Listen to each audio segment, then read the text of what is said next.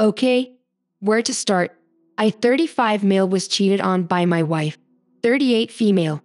I don't have a lot of people to talk to in my life. Separation is nearly impossible. We simply cannot afford two households.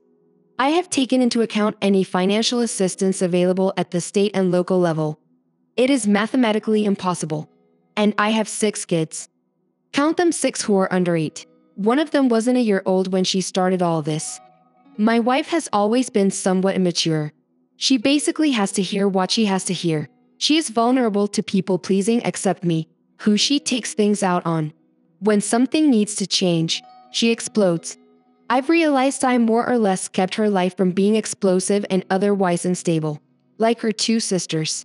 One a twin, one older. I'm not just bragging on the family. This is clearly familial. They are very alike. I used to be pretty proud to be the one guy not cheated on, and we've been together now almost 10 years now. I don't even know what to do. It's clear where it started to snowball. She returned to work. We could finally make that work if she took mornings. This meant we didn't need daycare. She would do a 4 to 11:30, and I would head home when she got home. Starbucks. Of all the stores. I'll come back to this later. Eventually, she just started insulting you to everyone who would listen. I'm not perfect. We would fight. My wife, however, would take it to another level. She would scream. She hated me. She would say I don't please her. She would yell everything under the sun over the same basic few fights. Stop spending us into oblivion. I lost my house I had when we first met because I had to eventually sell it to pay off massive debt. She is impulsive with money. She threw a literal tantrum when I told her in her second car that we were absolutely to leave the lot and said I did the same to get $1,000 off my car. We ended up with her throwing a fit. Her prior car sold at the far end of Read on Kelly Blue Book and the new one far red on Kelly Blue Book and an $885 monthly car payment on what I would consider to be a decent car.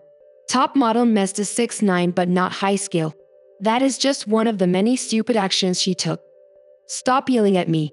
When I would ask her to treat me better, she would scream how I was calling her a bad wife and was a bad man. We were talking at a hysterical level because I would say she needed a change. I would constantly say, listen to me. She would make me say, listen, it won't fix anything. I had to tell her to change. What? To what? What is your definition of fixed? I had to point out I knew she would fight. I was okay with it as long as we moved on and solved things. But her explanation was more or less becoming fixed was correlated with never having to hear about anything she does that needs to change. Eventually, she finally started saying, I wish I had cheated on you, and thank God I'm not pregnant with another one of your kids. Thank God indeed. She started her period early, one of the only times she did. She's like clockwork. And the thank God was because she was cheating. At this point in scouting out men, 9 men she sexted 9 are quite young. Early to mid-20s. No real-life career. Just weak. The one she had sex with. Ricardo even offered to be a bottom for me if she would keep seeing him because my wife realized he was super weak. She called it off just before I found out. At least on a sexual basis, he got friend-zoned. It started with one from work. He dropped her. She broke and wanted more. She then talked to and sexted random men on Snapchat, one of which she met twice and had sex with and gave a blowjob to the first time during all this because she was picking up hours. I took over my kids nearly entirely. She would go out 3 times a week. One day on a date, she picked a fight, February 11th. I still remember. It was when I finally told her I either get access to her phone or I'm filing a divorce because of the way she picked that fight. I made it abundantly clear she bailed on that date before she bailed. She called me, asking when I would be home. I moved my work out. I had left a little late. I was actually apologetic.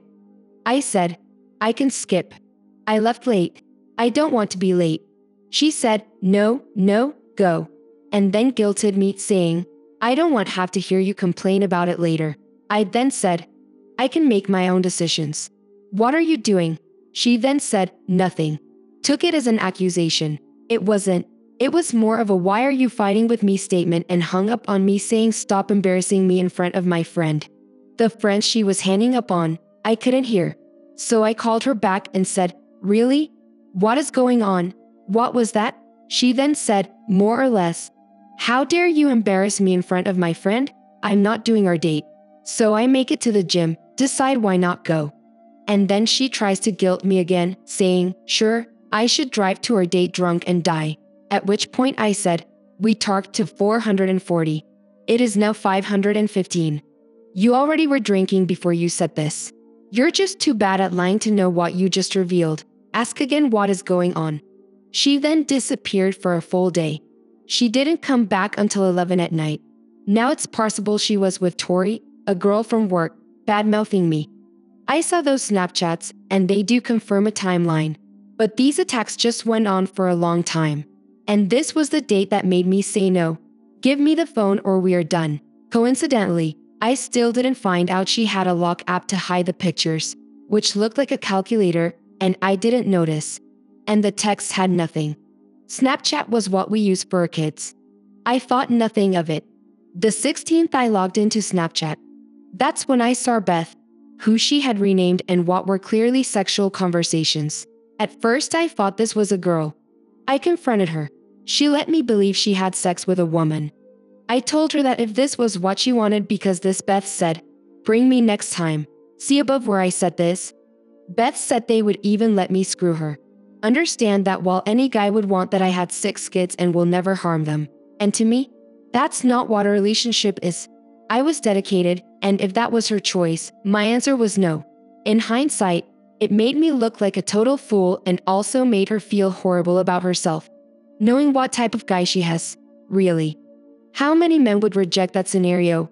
She allowed me to believe this and that call from work, who was also in Snapchat, or the only people she told this guy, Cole. She loved him. She showed him what I was angry about. Headphones, a minor fight right after she told me to get a towel for her.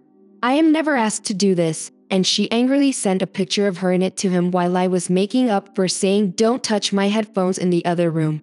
I feel like I was kicked like a dog. I watched those 6 kids while she went out. That meant food, cleaning, changing, and I take them weekends when she works mornings until 1:30 p.m. That means breakfast, lunch, changing, and bottles on nights every night after I get home. I let her wind down and take the kids. This means a bath. I took over cooking entirely. I take the kids entirely. Just about all she does is laundry. Yet I was bashed by everyone. The woman who watches my kids told her to cheat. My wife asked what she should do. The girl said, if you're truly happy with Chris, don't. But if you just want a little fun on the side, why not? No one backed me up. She had trashed me enough that they all played into this. She lied and fought and threw things across the house. As I found out more, she attacked me. She physically put herself on top of me, screaming like a lunatic.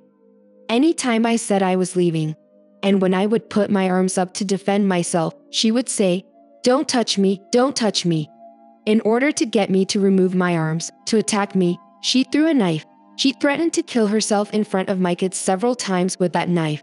She threw cat food at me, which exploded on the wall. I've been hit on the head by an Xbox One controller. She threw in a rage that bounced on the wall and hit me in the back of the head. She threw a frickin' slow cooker at me on one occasion, too. Most of the time it's after she revealed she has been lying. And I said, I'm mad. While I have said some bad things, most of the time I restrain myself. That time, though, when she threw the slow cooker, saying that I was acting like I thought she was a whore. I said, I don't think you acted like a whore. I know you acted like a whore. Yes, I mean, but she did it. This Snapchat guy, she blew him the first day she met him. She had meant so many times. First it was Cole and Beth Ricardo. Really? Then it was 3, including another random Snapchat guy. Then 4th, a friend of her ex. Then I found out some girl from work helped her to get a number from a guy named 4. Then 2 online she was going to see when she went down to Vancouver who was sick. And my wife bailed on going to see her mom with cancer to stay one more night with Ricardo. After I found out, by the way, she claims this guy raped her, but she has a picture she downloaded of his sister the morning she left to stay at a hotel with him the night she was supposed to be with her mom. Which I didn't find out until the family blew up when they found out that she had supposedly seen them. So they were abandoned and they were pissed at my wife about it. Seriously pissed off. There are a few advantages to this. All the men were ugly. My wife knows I'm the best she can do now. And me? Well, I was bigger than all of them too, which I have to admit, felt pretty good. And the second advantage? She may be crazy, but I did retaliate. Part of it was because I've been cheated on before, and I know what happens if they think you're weak or begging. So some advice for men cheated on. Do not beg them to stay. She told me before she left that day crying, saying I didn't understand what it was like to lose someone I cared about so much. Since Cole would no longer talk to her, I just said nothing until finally I said, I don't understand what it's like to lose someone. Are you listening to yourself? She took a few more swings and I said, no. Stop right there.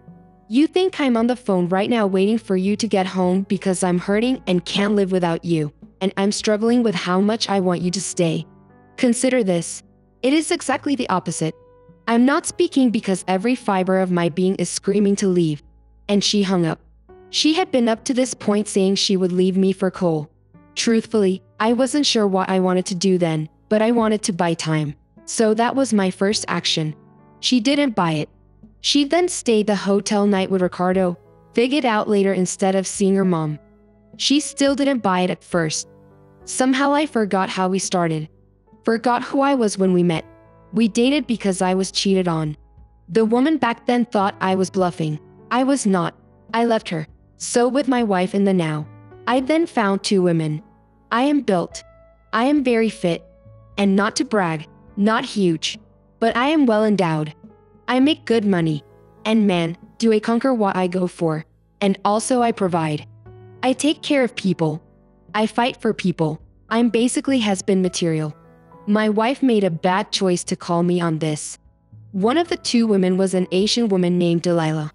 Another was a girl who messaged me on OkCupid. I didn't know her name, but wow, this girl was attractive. And she knew the game. She knew how to flirt. She was saying she liked to fit men and had an obsession with that body type. She wanted to date and said everything she would do for me if I would forget about my wife. We're talking 9 out of 10 women. My wife lost it. But do you know what happened after she would go in bursts of losing it, begging me to stay? She stopped the threats to leave. I had no real intention of doing anything with these women.